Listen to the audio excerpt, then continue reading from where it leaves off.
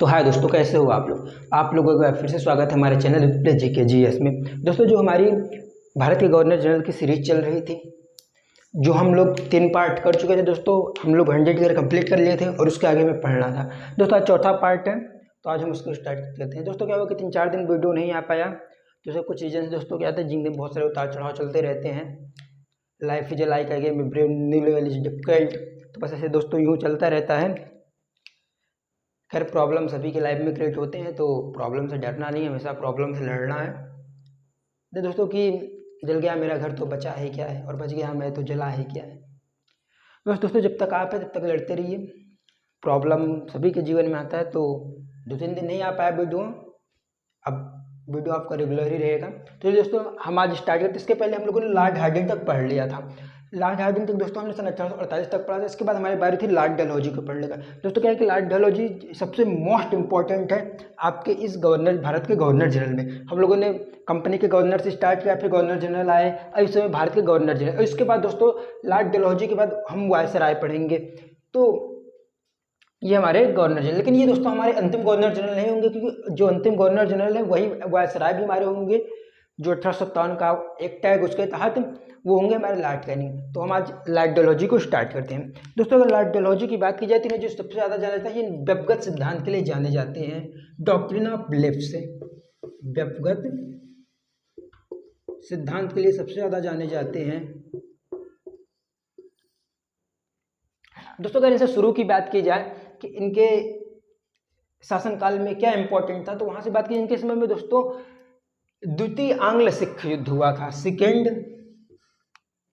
आंग्ल सिख युद्ध, सेकेंड आंग्ल सिख युद्ध। दोस्तों, ये अगर प्रथम आंग्ल सिख युद्ध की बात की जाए तो हमने आपको लॉर्ड हार्डिंग के शासनकाल में पढ़ाया था।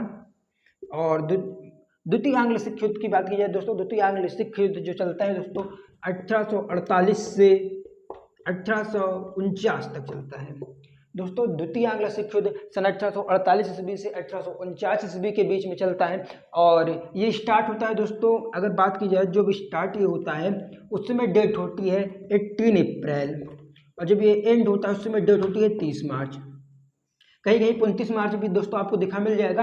तो इस दिन क्या होता है, पंजाब पूर्णतः, मतलब जो पंजाब होता है इसका पूर्णतः ब्रिटिश शासन में विलय कर लिया जाता है। पंजाब का पूर्णतः ब्रिटिश शासन में विलय हो जाता है।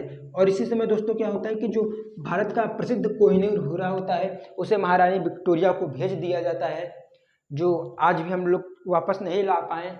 कहीं कहीं सुना गया, यहाँ पे दिखा गया, यहाँ पे देखा गया, मतलब कोई जानता भी नहीं कि कहाँ पे उसे रखा गया है। ये तो इंग्लैंड वाले ही जाने हैं, तो उन्हें भेज दिया गया था। और इसके बाद दोस्तों अगर बात की जाए तो इसके बाद हम द्वितीय, इनके समय में एक सेकेंड आंग्ल बर्मा युद्ध लड़ा गया था। सेकेंड आंग्ल बर्मा युद्ध। अब दोस्तों अगर इसकी बात की जाए तो ये क्यों लड़ा गया था, पहले हम इसकी बात करते हैं थोड़ा सा दोस्तों। जैसे कि जब प्रथम आंग्ल बर्मा युद्ध की हमने बात की, वो लॉर्ड एमहर्स्ट के समय लड़ा गया था 1824 से 26 के बीच में। उस समय दोस्तों क्या हुआ था कि एक संधि हुई थी, जो संधि थी यान डाबू की, पर ये संधि ज़्यादा दिन तक कार्यरत नहीं रह पाई। और जो अंग्रेज व्यापारी थे ये वर्मा के दक्षिणी क्षेत्र में व्यापार करने के लिए आए, वहाँ पे रहे और व्यापार करने लगे। जब ये व्यापार करने लगे तो उस समय जो दक्षिणी वर्मा, जो मतलब वर्मा की सरकार थी, उनके नियम को ये लोग उल्लंघन करने लगे। जब ये लोग उल्लंघन करने लगे तो वर्मा की सरकार ने इन्हें सजा दी। और जब इस अंग्रेज व्यापारी अर्थात जो इंग्लिश मर्चेंट थे, जब इन्हें सजा मिली तो इन्होंने लॉर्ड डलहौजी से क्या कहा कि लॉर्ड डलहौजी ने सहायता के लिए मदद मांगी। दोस्तों, अगर लॉर्ड डलहौजी क्या था, लॉर्ड डलहौजी जब आया था तो जिससे कि विलेजली था, जो कि अपने आप को बंगाल का शेर कहा करता था, उसने जो सहायक नीति लाया था, सहायक संधि लाया था, उसका सिर्फ और सिर्फ यही मतलब था किसी तरह भारत पे कब्जा किया जाए। तो बस जैसे दोस्तों आज चाइना की नीति, वही नीति इसकी साम्राज्यवाद और विस्तारवाद की नीति थी, किसके, लॉर्ड डलहौजी। किसी भी तरह सबको अपने कब्जे में किया जाए, किसी भी तरह सबको किया जाए। तो इसने क्या किया दोस्तों कि जब इन्होंने मदद मांगी तो इसी का फायदा उठाकर इन्होंने, जब मदद मांगी थी इंग्लिश मर्चेंट जो थे, जो इंग्लिश मर्चेंट थे, इन्होंने जब 1851 में मदद मांगी थी, इन्होंने इसी का फायदा उठाया लॉर्ड डलहौजी ने। इसने दोस्तों 5 अप्रैल 1852 को बर्मा पर आक्रमण कर दिया, और ये 20 दिसंबर 1852 तक युद्ध चलता है। कब? तो 1852 तक, मतलब 5 अप्रैल से स्टार्ट होता है 20 दिसंबर तक। इसमें फाइनली क्या होता है दोस्तों, इसमें फाइनली अंग्रेजों की विजय होती है और रंगून एवं पीगू, ये इन सभी चीज़ों पर इंग्लिश जो लोग थे अर्थात ईस्ट इंडिया कंपनी, इनका अधिकार हो जाता है और बर्मा इस यहाँ पे बुरी तरह पराजित होते हैं। अब दोस्तों अगर हम इसके आगे बात करते हैं तो इसकी जिस तरह से नीति ही थी कि किसी तरह कब्जा किया जाए, तो इसने क्या करते हैं दोस्तों, सिक्किम को इसने कब्जा कर दिया। सिक्किम क्या करता है दोस्तों, ये सिक्किम को कब्जा करने के लिए पहली बात करते हैं दोस्तों, सिक्किम जो है ये तो आप सभी को पता होगा, इसकी राजधानी गंगटोक है, हमारे आज एक स्टेट है। इसे 1850 में इसने अधिकार किया था और इसने क्या कहा दोस्तों, इसमें अधिकार किस रूप से किया था, इसने कहा कि दो इंग्लिश जो डॉक्टर थे उनके साथ यहाँ पे दुर्व्यवहार किया गया है, उनके साथ गलत ट्रीट किया गया, जो बिहेवियर है वो बहुत मतलब गलत किया गया है, इसका आरोप लगा के इसने सिक्किम पर कब्जा कर लिया। इसके बाद दोस्तों इसने 1852 ईस्वी में एक इनाम कमीशन की स्थापना करता है। 1852 में क्या करता है, इनाम कमीशन की स्थापना करता है। 1852 में इनाम कमीशन की स्थापना करता है। दोस्तों ये जो इनाम कमीशन होती है, इनाम कमीशन का मतलब क्या उद्देश्य होता है, अगर किसी चीज़ की स्थापना की गई तो जाहिर सी बात है किसी का उद्देश्य होगा। अगर दोस्तों अगर इसके उद्देश्य की बात की जाए तो इसका उद्देश्य सिर्फ इतना था कि उस समय जितनी भी जागीरें, जितने भी भूमि गाँव में या कहीं पे भी ऐसी थी कि जिनसे उनको कर नहीं मिलता था, उन सभी भूमि को, उन सभी लैंड को डिस्कवर करना, उन्हें खोजना और खोज के उन्हें छीनना, उनसे मतलब उन पर अपना अधिकार करना, उस पर कब्जा जमाना, इनाम कमीशन का यही उद्देश्य था। इसे 1852 ईस्वी में लॉर्ड डलहौजी ने स्थापित किया था और जिसके तहत इन्होंने बहुत सारे जो भी एरिया थे वहाँ पे ढूंढे और उनको जमीन को कब्जा किया। अब इसके बाद दोस्तों हम बात करते हैं व्यक्तिगत सिद्धांत की। पहले हम इसे इरेज कर देते हैं। अब दोस्तों इसके जो मतलब जिसके लिए ये जाना जाता है लॉर्ड डलहौजी, इसका सिर्फ और सिर्फ व्यक्तिगत सिद्धांत के लिए जाना जाता है। हम व्यक्तिगत सिद्धांत को दोस्तों हड़प नीति से भी जानते हैं और इसे हम दोस्तों एक नीति और कहते हैं जो कहते हैं वो गोद प्रथा निषेध नीति। क्या नाम है दोस्तों, गोद प्रथा निषेध नीति। गोद प्रथा निषेध नीति दोस्तों इसका मतलब जो इसने लाया था ये व्यक्तिगत सिद्धांत, तो उसका सिर्फ और सिर्फ इतना ही मतलब था किसी भी तरह रियासतों पर कब्जा किया जाए। तो उसने क्या किया कि इस मतलब व्यक्तिगत सिद्धांत के तहत जितने भी ऐसे रियासत हैं या जितने भी ऐसे प्रांत हैं जिनका खुद का उत्तराधिकारी नहीं है, वो गोद लेके किसी को भी उत्तराधिकारी नहीं घोषित कर सकते, वो क्या हो जाएंगे, उनका अंग्रेजी शासन में विलय हो जाएगा। दोस्तों इसने मतलब विलय करने के लिए जो भी प्रांत थे, तो जहाँ पे अगर उत्तराधिकारी थे तो उन्हें कुशासन का आरोप लगाकर और कहीं पे युद्ध करके और कहीं पे अपने इस व्यक्तिगत सिद्धांत के सभी को अपने कब्जे में कर रहा था किसी भी तरह, तो ये कर ही रहे थे, इनका उद्देश्य यही था। अब इसने गोद प्रथा निषेध में था कि जिसके पास उत्तराधिकारी नहीं है वो उत्तराधिकार नहीं लेगा। अब हम देखते हैं कि इसके तहत कौन कौन इनके कब्जे में आया। अगर इनकी बात की जाए दोस्तों, सबसे पहले तो 1848 में सतारा आता है। दोस्तों 1848 में जो सतारा था, सतारा के पास यहाँ इनका जो उस समय राजा थे शायद शाहजी उनका नाम था और ये मराठा साम्राज्य के साथ थोड़ा बहुत इनका संबंध था। तो ये जो शाहजी थे दोस्तों, इनका कोई पुत्र नहीं था। जब इनका कोई पुत्र नहीं था ये नियम लाते हैं, तो ये एक बहुत लंबा चिट्ठी अपना लिखते हैं और गवर्नर जनरल को भेजते हैं, पर ये लोग, इनका तो मतलब ही यही था कि कब्जा करना, तो ये लोग नहीं मानते हैं और फाइनली सतारा पर 1848 ईस्वी में कब्जा हो जाता है। इसके बाद दोस्तों बुंदेलखंड, संभलपुर, ओडिशा, जैतपुर में दोस्तों 1849 ईस्वी में हो जाता है। कहाँ कहाँ पे, बुंदेलखंड, जैतपुर, संभलपुर और दोस्तों एक उड़ीसा, यहाँ पे 1849 ईस्वी में करता है। 1849 ईस्वी में दोस्तों। इसके बाद बात आती है किसकी, हिमाचल प्रदेश का एक प्रांत था जिसका नाम था बघाट। दोस्तों कौन, बघाट। बघाट को 1850 ईस्वी में, ओके दोस्तों, हिमाचल प्रदेश के बघाट को 1850 ईस्वी में। मध्य प्रदेश के उदयपुर को, इधर ही देख लीजिए आप, मध्य प्रदेश के एक उदयपुर था एमपी का, तो इसे दोस्तों 1852 ईस्वी में। और दोस्तों इसके बाद बात आती है झांसी। झांसी के उसमें राजा जो होते थे गंगाधर राव, तो गंगाधर राव की भी हो जाती है डेथ। और जब उनकी डेथ हो जाती है दोस्तों, तो उनका जो एक दत्तक पुत्र जिसे बोलते हैं, गोद ले जाते हैं, वो थे, उनका नाम था दामोदर राव। पर वो दामोदर राव को वो लोग उत्तराधिकारी नहीं स्वीकार करते हैं, वे लोग अपना शासक नहीं स्वीकार कर सकते हैं और फाइनली उन पर भी वो लोग आक्रमण करते हैं, क्योंकि वहाँ पे वो लोग मतलब जो झांसी की रानी होती हैं वो समर्पण नहीं करती हैं, उन लोगों में युद्ध चलता है। तो फाइनली 1858 में झांसी की रानी मारी जाती है, तब जाकर उनका कब्जा होता है, पर इन्होंने घोषित 1853 ईस्वी में ही कर दिया था। वो हम झांसी की रानी जी जो फिर जो झांसी की जो भी पूरा हिस्ट्री था उसे हम पढ़ेंगे प्रथम स्वतंत्रता संग्राम में, जो सन 1857 ईस्वी के बाद हुआ था। उसी के बाद हमारा गवर्नर जनरल बदल के वायसराय हो जाएंगे। तो अभी क्या होता है, अभी जो भी ईस्ट इंडिया कंपनी शासन देख रही थी, पर अब 1857 ईस्वी के बाद सीधा इंग्लैंड से इसका शासन चलेगा। और एक अब इसके बाद दोस्तों 1853 ईस्वी में झांसी पर कर लिया जाता है। ओके दोस्तों, 1854 ईस्वी में नागपुर में कर लिया जाता है इसी के तहत। अब दोस्तों एक प्रांत था, एक रियासत था जिसका नाम था अवध।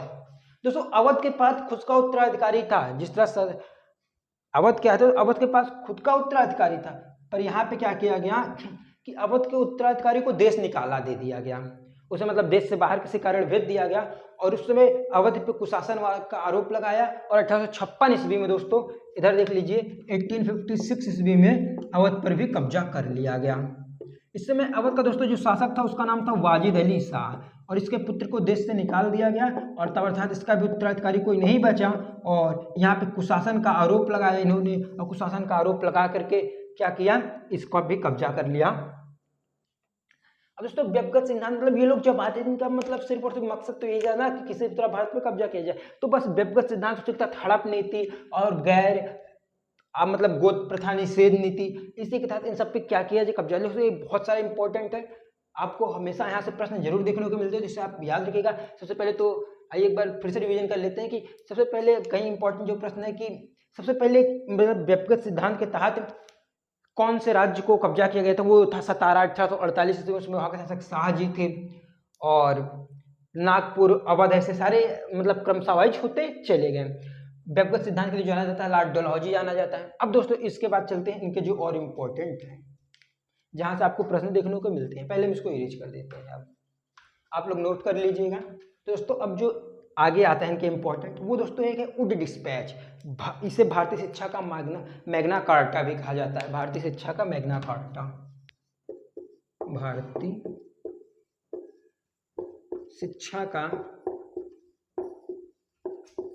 Magna carta. ये दोस्तों 1854 ईस्वी में आता है। ओके दोस्तों, कब 1854 में। अब दोस्तों जैसे कि हमने आपको पढ़ाया था जब लॉर्ड विलियम बेंटिंक था, तो इनके समय में लॉर्ड मैकाले के ही समय में वो जो मतलब लॉर्ड विलियम बेंटिंक समय मैकाले का अध्यक्षता में लॉर्ड मैकाले समिति बनी जिसने इंग्लिश शिक्षा का प्रस्ताव दिया था। तो जब 1853 का एक्ट आया था दोस्तों, 1853 का जो एक्ट आया था उसके तहत इन्होंने एक नियम बनाया था कि जो ये हमारी शिक्षा व्यवस्था है ये भारत में कितना अच्छे से चल रही है, कितना उसका विकास हुआ। तो उसी के हिसाब से एक जिनका नाम था सर वुड, इनका नाम ही था सर वुड, तो इनमें क्या होता था नाम से ही सब कुछ बन जाते थे। तो जो सर वुड थे इन्हीं की अध्यक्षता में एक उप समिति का निर्माण किया गया, तो इसे बाद में वुड डिस्पैच होता है जो 1854 ईस्वी में आता है। अब दोस्तों क्या था इसमें, जब वुड डिस्पैच आया तो शिक्षा नीति को किस तरह बताया गया, तो इसमें वो जो सर वुड उन्होंने उन लोगों ने जो मतलब जो समिति थी उन्होंने क्या वर्णन किया था कि जैसे कि बड़े स्तर पर जो उच्च शिक्षा है उसे इंग्लिश माध्यम में ही दिया जाए, किंतु देसी भाषाओं को भी बढ़ावा दिया जाए। अर्थात जैसे छोटे स्तर पे सरकारी स्कूलों में देसी भाषा तथा हिंदी भाषा जो हमारी मातृभाषा है उसी को ही पढ़ाया जाए और बड़े स्तर पर क्या किया जाए, बड़े स्तर पे इंग्लिश भाषा ही चलाई जाए। और इसने इसी के आधार पर मद्रास दोस्तों मद्रास, बंबई, कलकत्ता जो तीनों प्रेसिडेंसी थे वहां पे 3 विश्वविद्यालय की भी स्थापना किया गया था। किसके, वुड डिस्पैच 1854 ईस्वी में आया था। इसे भारतीय शिक्षा का मैग्ना कार्टा भी कहा जाता है। और इनमें क्या बताया गया कि जो भारतीय शिक्षा मतलब जो छोटे स्तर पर जो सरकारी कॉलेज है वहां पे मातृभाषा भाषा चलाया जाए, जबकि जो उच्च शिक्षा जहाँ पे यूनिवर्सिटी है वहां पे क्या किया जाए, वहां पे इंग्लिश भाषा चलाई जाए। अब दोस्तों हम अगर इसके आगे बढ़ते हैं तो आप लोग बात करेंगे अब भारतीय रेल का जनक। भारतीय रेल की जो सब दोस्तों, अब इन्होंने भारतीय रेल की जो भी पटरियां लाइनें इससे पहले नहीं थी, अगर इन्होंने अगर बिछाया था दोस्तों, तो कहीं ना कहीं ये जितने भी काम कर रहे थे सब अपने लिए कर लेते। ये किस लिए किया गया था, इसका जो मेन उद्देश्य था अंग्रेजों का था दोस्तों, कि कच्चे सामानों, कोयला हो गया, इन सभी को बहुत तेजी से मतलब बंदरगाह तक लाना, बहुत जल्दी मतलब सारे जो ये आयात निर्यात है इनका काम बहुत अच्छे से हो, ये सब इस उद्देश्य के लिए यहाँ पे क्या किया, यहाँ पे इंग्लैंड में 1825 में ही ये काम किया जा सका था। जॉर्ज स्टीफन ने 1814 ईस्वी में रेल का इंजन बना दिया था दोस्तों, आपको पता होगा। तो अब भारतीय रेल को यहाँ पे 1853 में लाया जाता है। ओके दोस्तों, ये अंग्रेज सिर्फ अपने लाभ के लिए लाते हैं। खैर इन सब से हमारा भी विकास हुआ, ऐसा बात नहीं कि हमारा नुकसान हुआ, हम बहुत इन सब से हमारा विकास हुआ। अब भारतीय रेल दोस्तों, हम भारतीय रेल का जो जनक कहते हैं वो लॉर्ड डलहौजी को ही कहते हैं। भारत में दोस्तों पहली ट्रेन चली थी डलहौजी, वो दोस्तों 16 अप्रैल 1853 को चली थी। कब चली थी भारत में जो पहली ट्रेन चली थी दोस्तों? 16 अप्रैल 1853 को चली थी। ओके दोस्तों जो पहली ट्रेन चली थी इसका नाम था डेक्कन क्वीन। याद रखिएगा दोस्तों, बहुत इंपॉर्टेंट चीज़ है, शायद आपको पहले ना पता हो, और पता होगी तो ठीक ही है। डेक्कन क्वीन इसका ट्रेन का नाम था। यह ट्रेन दोस्तों मुंबई से ठाणे चली थी। मुंबई का स्टेशन बोरी बंदर है, बोरी बंदर से ठाणे चली थी। अब आज उसी स्टेशन का नाम है छत्रपति टर्मिनल शिवाजी के नाम से आप जानते हैं, नाम चेंज कर दिया गया है। तो और जो पहली बार चली थी वो 34 किलोमीटर चली दोस्तों। कितना? 34 किलोमीटर चली थी। और इस रेलगाड़ी में दोस्तों कुल 14 डिब्बे थे। कितने डिब्बे थे? 14 डिब्बे थे, 400 सवारी थी दोस्तों। ये पहली हमारी जो रेलगाड़ी चली थी भारत में वो पैसेंजर गाड़ी ही चली थी, उसमें 14 डिब्बे थे, 400 सवारी थे। ये 16 अप्रैल को चली थी 1853 को। 34 किलोमीटर इसने एरिया तय किया था, इसका नाम था डेक्कन क्वीन। अब दोस्तों अगर बात कीजिए उसमें 34 किलोमीटर एरिया समय तय करने में वो जो ट्रेन ने समय ली थी वो लिया था दोस्तों 1 घंटा 15 मिनट। 1 घंटा 15 मिनट। जो दोस्तों ट्रेन थी वो दोपहर के समय 3:30 PM पे चली थी मुंबई के बोरीबंदर से, और ठाणे वो पहुंची थी 4:45 पे दोस्तों। पूरा समय कितना लिए समय लिया था? 1 घंटा 15 मिनट, अर्थात सवा घंटा का इसने समय लिया था। तो इसलिए हम इसे भारतीय रेल के जनक भी कहते हैं, जो 1853 ईस्वी में चला था। आई होप कि आपको बहुत अच्छे से समझ आया होगा। इसके बाद दोस्तों भारतीय डाक विभाग का शुरुआत होता है सन 1854 ईस्वी में। पहली बार डाक टिकट का शुरुआत भारत में कौन करता है? वो करते हैं लॉर्ड डलहौजी जी। इसे भी देख लीजिए जो थोड़ा बहुत है। 1854 ईस्वी में पहली बार भारतीय डाक टिकट, ये 1854 ईस्वी में लॉर्ड डलहौजी करते हैं दोस्तों। इसके अलावा कि दोस्तों 1854 ईस्वी में भारतीय डाक को शुरुआत किसने किया? लॉर्ड डलहौजी ने किया दोस्तों। इस जो ट्रेन थी दोस्तों, इस जो ट्रेन को चलाने में, डेक्कन क्वीन को चलाने में जो 3 इंजन थे उनका नाम, 3 इंजन का इस्तेमाल किया गया था, उनका नाम क्या क्या था दोस्तों? सुल्तान, इधर हम लिख दे रहे हैं अगर आपको दिखाई दे रहा होगा तो, सुल्तान, सिंध, एक का नाम दोस्तों था साहिब। ये 3 इनका नाम रखा गया था, इन्हीं से इस ट्रेन को चलाया गया था। और इसके बाद दोस्तों भारतीय एक नया पोस्ट ऑफिस एक्ट आता है, उसके तहत 1854 ईस्वी में भारतीय डाक को स्टार्ट किया जाता है। लॉर्ड डलहौजी के समय में सारे हमारे देश के लिए विकास भी थे। और इसके बाद दोस्तों अगर हम 1854 ईस्वी में भारतीय डाक की बात करें, या इससे मतलब पहले ही, तो 1853 ईस्वी में बिजली से संचालित तार सेवा का आरंभ किया गया। कब दोस्तों? 1853 ईस्वी में बिजली से संबंधित तार सेवा का, या बिजली से संचालित जो तार सेवा होता था उसका आरंभ किया गया। अब दोस्तों आपको ये नहीं सवाल कि बिजली से संचालित तार सेवा क्या होता था।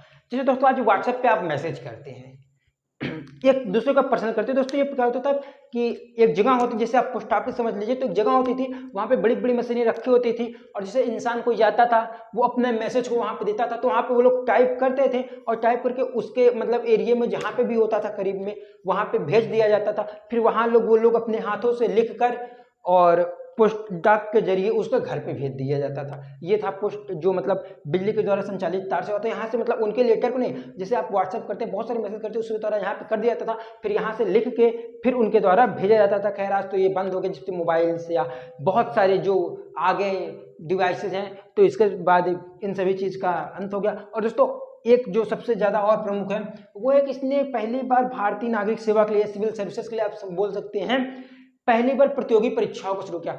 जब हमने पढ़ा था कि दोस्तों जो लॉर्ड कॉर्नवालिस था, इसने मतलब एक एक जो जिले का अधिकार थे कलेक्टर को दे दिया था, पर उस समय क्या था, कलेक्टर बनने का अधिकार भारतीयों के पास नहीं था, केवल डिप्टी कलेक्टर तक बन सकते थे। पर जब इसने, और इससे पहले 1833 में विलियम बेंटिंक ने भी ये कोशिश की थी, लेकिन उस समय इसका विरोध किया गया था। लेकिन फाइनली 1854 ईस्वी में डलहौजी के समय में क्या हुआ दोस्तों कि जो भारतीय नागरिक सेवा का जितना था, अब हर सब कोई बन सकता था। अब खैर वो एग्जाम की बात है, तो अब हर कोई बन सकता था, और ये 1855 ईस्वी में हुआ था। तो आप लोग याद रखिएगा 1855 ईस्वी में इसके तहत अब कोई भी मतलब जो था सभी बन सकते थे, और भारतीय नागरिक सेवा के लिए ये परीक्षा एग्जाम होने लगा था। दोस्तों आई होप कि आपको वीडियो अच्छा लगा होगा। और दोस्तों अगला हम जो लॉर्ड कैनिंग को स्टार्ट करेंगे। आज तो हम एक वीडियो को लेके गवर्नर जनरल को देखे, क्योंकि दोस्तों ये इंपॉर्टेंट थे और ये मोस्ट इंपॉर्टेंट भी था। इसके बाद हम अपना लॉर्ड कैनिंग को स्टार्ट करेंगे अगले वीडियो में। और अगर आपको अच्छा लगा वीडियो तो चैनल को सब्सक्राइब करके वीडियो को अपने दोस्तों में जरूर शेयर करिएगा और पढ़ते रहिएगा। चलिए दोस्तों मिलते हैं अगली वीडियो में, तब तक के लिए बाय।